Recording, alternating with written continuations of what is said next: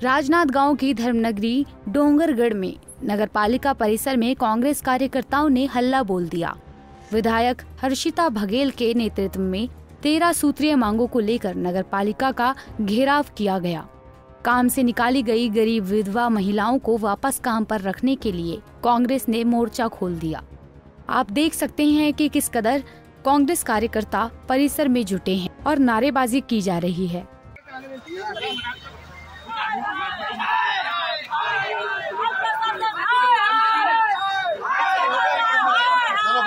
चलो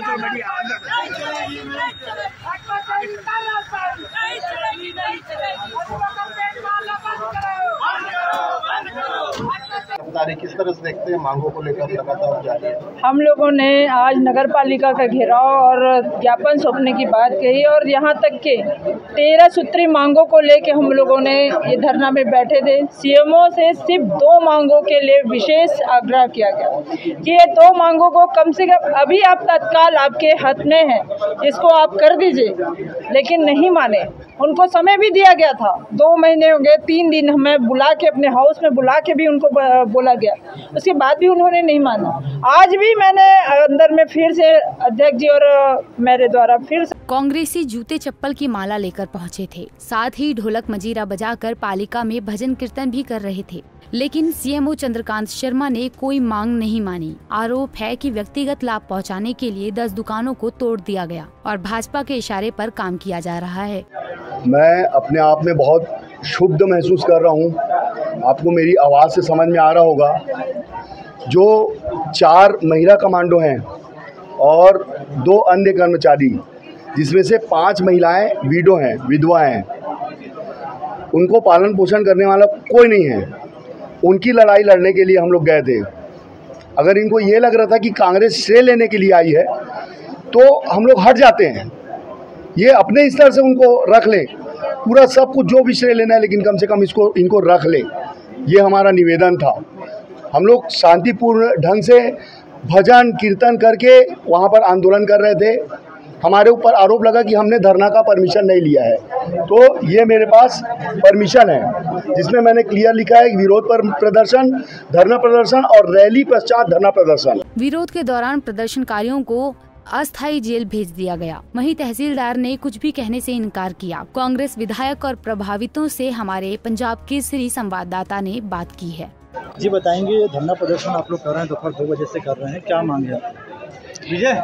आज धरना प्रदर्शन हम लोग नगर पालिका में कर रहे हैं 1 बजे से लेके अभी तक अनिश्चितकालीन धरना प्रदर्शन है।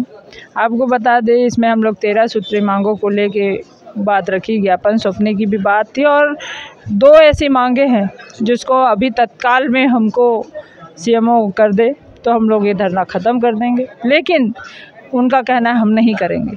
वो 2 मांग यही है कि जो कर्मचारी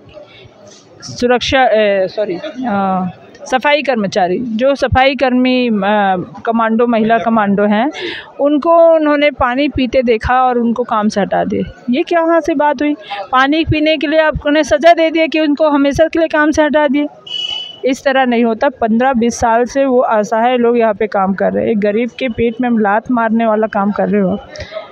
इससे पहले एक और काम हुआ था, 4 लोगों के नाम पे नोटिस निकला कि उनका अतिक्रमण तोड़ा जाए और यहाँ 10 लोगों का दुकान तोड़ दिया गया।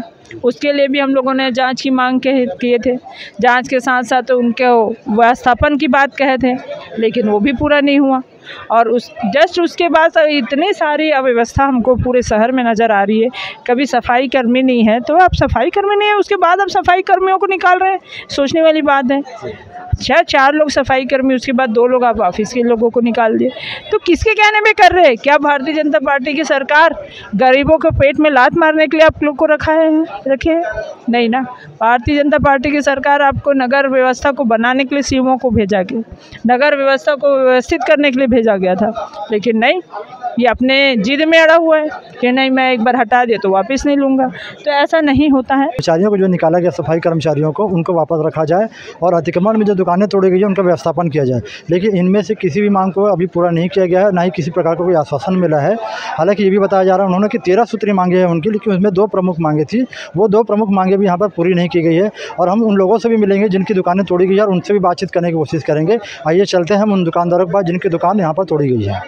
जी बताएंगे, आपकी दुकान तोड़ी गई है अतिक्रमण में, क्या चाहते हैं आप? अपन दुकान वही है कि अभी तक तो जो तोड़े हैं 10 साल 5 साल हो गया मैं भाई, तो ना कुछ आवासन दिए, कुछ नहीं दिए, ज़बरदस्ती तोड़ दिए। मान लो तोड़े भी हैं तो कम से कम चाल बन रहा है या कुछ यहाँ पे बन रहा है वो भी कुछ नहीं बताया, ऐसे ही तोड़ दिए पूरे उन लोग। अब जाए तो जाए कहाँ, हम लोग गरीब जैसे देखो 4-5 भाई लोग हैं।